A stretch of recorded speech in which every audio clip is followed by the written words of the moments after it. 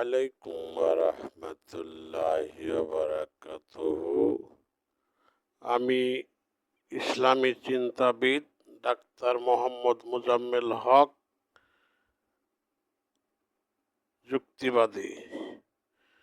প্রথমে বলছি যে আমাদের বাংলাদেশে বর্তমান সরকার রয়েছেন ডাক্তার মোহাম্মদ ইউনূস সরকার। আপনি স্থায়ী সরকার যদিও না হন, সরকার না, তাতে কি হয়েছে? বর্তমান সরকার তো আছেন আপনি আমি জানি আপনি একজন সৎ, যোগ্যবান। আপনি কোনো অন্যায়ের কাছে মাথা নত করেন না। কিন্তু সোহাগ নামে যে ছেলেটিকে মারা হইল, কিভাবে মেরে ফেলল বা মারা হইল, তাই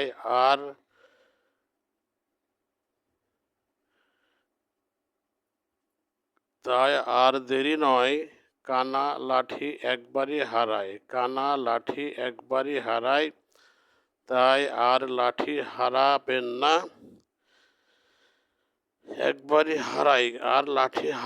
না। তাই আপনি সোচ্চার হন একেবারে হজরত উমারের মতন। উমারের রাজ্যে যেমন একটি বিড়াল না খেয়ে থাকতো না, এবং কোনো মানুষ কষ্ট পেত না, কোনো চাঁদা হইত না, কাউকে হত্যা করা হইত না।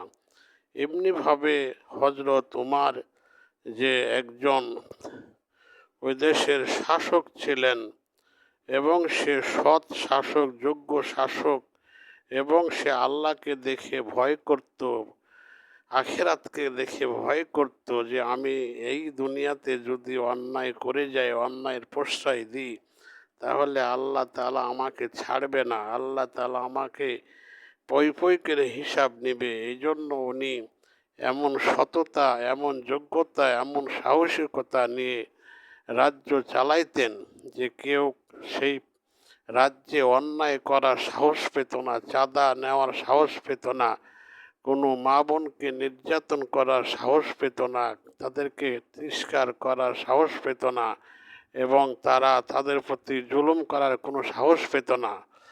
তাই আমি অনুরোধ করে বলবো ডাক্তার ইউনূস সরকারকে, আপনি কারো কথা শুনবেন না। আপনার যোগ্যতা, আপনার সততা নিয়ে আপনি বাংলাদেশের কাজ করে যান, যাতে কোনো অন্যায়কে আপনি প্রশ্রয় দিবেন না, কোনো অন্যায়ের সাথে আপোষ করবেন না, কোনো অন্যায়ের কাছে মাথা নত করবেন না।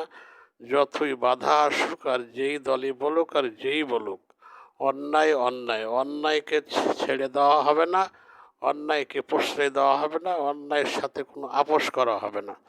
এই জন্য আবারও বলছি ডাক্তার ইউনূস সরকারকে, যে আপনি হজরত উমারের মতন একেবারে দেশকে পরিচালনা করুন, এবং মানুষকে দেখিয়ে দেন, সারা জাহানের, সারা পৃথিবীর, সারা বিশ্বের মানুষকে, যে বাংলাদেশে একটি সরকার ছিলেন, যতদিনই থাকেন সে একজন একেবারে সৎ এবং যোগ্য ব্যক্তি ছিলেন, এবং তার যেন গুণগান সারা মানুষ যেন কিয়ামত পর্যন্ত সুনাম করে যায়, যাতে করে ফখরুদ্দীর মতন পালিয়ে না যেতে হয়, ফখরুদ্দীর মতন যেন বদনাম নিয়ে যেতে না হয়।